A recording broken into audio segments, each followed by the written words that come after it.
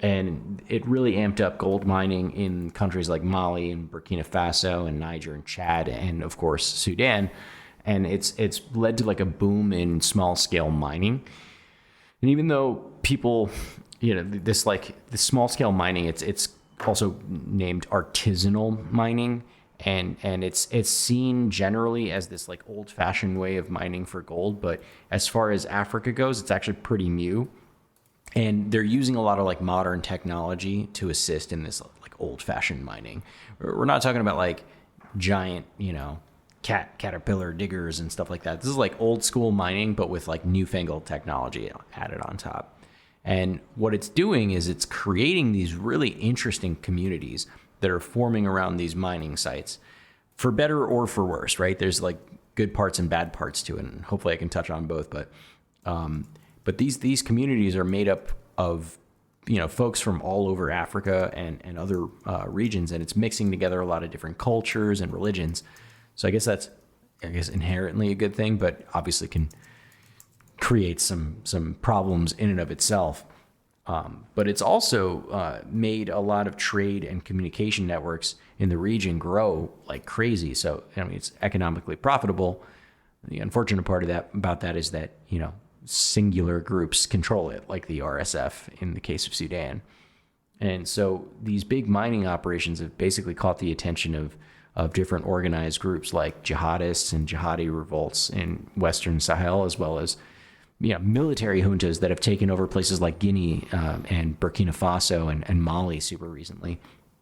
And also interesting, I didn't even know that they had any part in this until just researching this particular conflict. But Russian mercenary forces, specifically Wagner, have been showing interest in this region and in the gold in this region for quite some time. And I find that pretty fascinating. So mining, in Sudan in general goes way back, but, like we've said before, that the economy mostly depended on agriculture. But this gold is super important for just getting quick cash, like hard, quick cash needed to pay for, imports and taxes. And, there's been a lot of different economic sanctions from the West that have been placed onto Sudan in recent times, especially around the Darfur. So they just need cash. So they've been running up on this gold mine in the Sahel to get that cash. Interesting part, the Islamist regime in Sudan, which was in power since 1989, they were basically dependent on oil for a really long time. And they used the revenues from that for building roads and dams. But in 2011, when South Sudan split off, that really hurt the Sudanese economy because the oil earnings dropped from 9.69 billion in 2010 to just 627 million in 2015. The reason for that is because a lot of those oil operations were in the south. And so to deal with the loss there, Sudan, the north of Sudan, tried to diversify its exports and focus on things like agriculture and mining, especially gold. So a lot of these things are coming together, right? The split in 2011 of South Sudan kind of hurting its oil economy. We've got a lot of sanctions placed on Sudan because of the genocide in Darfur and other reasons. So they need quick, hard cash. And then suddenly they find this big vein in 2012 in the Sahel region where they can get a bunch of easy to find gold, which is crazy. And so the gold production blows up in 2012. In particular in Sudan, where they found gold in a place called Jebel Amir in northern Darfur.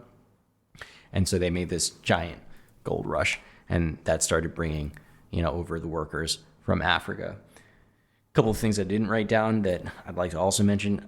Again, the Wagner bit is really interesting. Russia has been basically stepping in because the West has basically pulled out of Sudan. Again, there's been a lot of like economic sanctions and diplomatic breakdowns from the West to Sudan, and for many years now, Russia's been involved in Sudan. In particular, they were trying to get a naval base set up on the Red Sea, and they wanted that really, really badly. And as far as like the start of the Ukrainian crisis, Russian warships were seen in Sudanese ports. That's where they parked their cars, so to speak.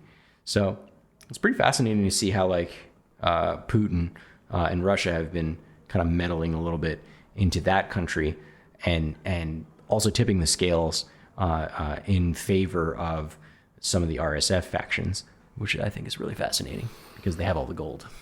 Yeah, it's interesting because they're kind of playing both parts. They have relationships with both sides, but yeah, I mean the whole thing, it's kind of riddled with a lot of foreign influence right now. Between mainly the Gulf states, really, but yeah, I mean Saudi Arabia has been, was it Saudi Arabia or the UAE? I forget. The UAE I think it was is UAE. probably the it main was kind UAE. of foreign poker in there.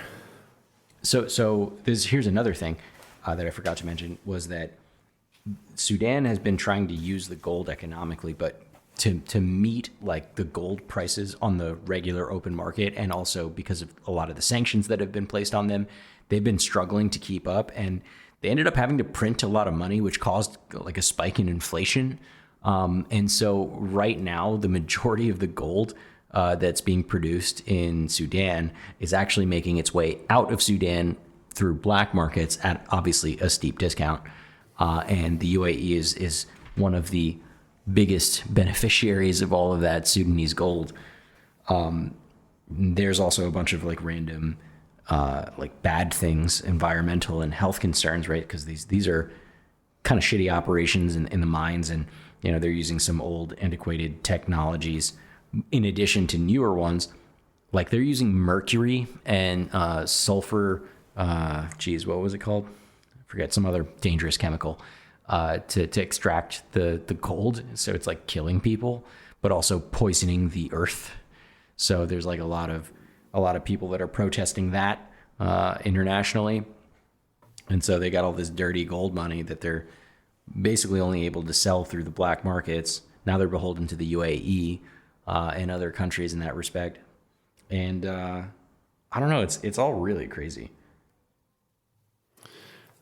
I love gold so much I lost my genitalia in an unfortunate smelting accident. Yeah, it's nuts, man. It's horrible. I don't like making jokes, but sometimes you do have to make jokes. It's awful. Yeah. It's terrible. Hopefully it doesn't break out into a full scale conflict. That's the last thing that any country in Africa needs. I got one more. It's a war, because a lot of these African countries are really suffering right now in terms of just their economic inflation. Poverty levels are rising intensely. It's really bad since 2020. You think developing economies are struggling. Developed economies are struggling. Look at the more impoverished countries. They're getting they're getting very poor. More right. poor. I mean, $750 a year poor. Yeah. That's what Sudan is. All right. We will, hopefully this was... I got one more interesting fact for you. Sure. So remember I was saying that the this like antique mining style has been using like some interesting technologies. There was a shortage not too long ago of cheap metal detectors. It was so much of a shortage that the British army was complaining that they didn't have metal detectors to like mine sweep in Afghanistan when they were there because of the gold rush in Sudan. Like they literally bought them all. They bought all of the cheap metal detectors, which I think is fascinating. That is fascinating. That is, I guess, yeah, why wouldn't metal detectors pick up gold, right? Yeah, that's what they're really made for, right? Yeah. That's what you're hoping to find when you're on it's the just beach funny with because a metal they're detector. they're just doing like all these like what is considered like, I don't know, super old practice of extracting gold from gold veins, and But at the same time, they're using things like smartphones to coordinate where to go and GPS.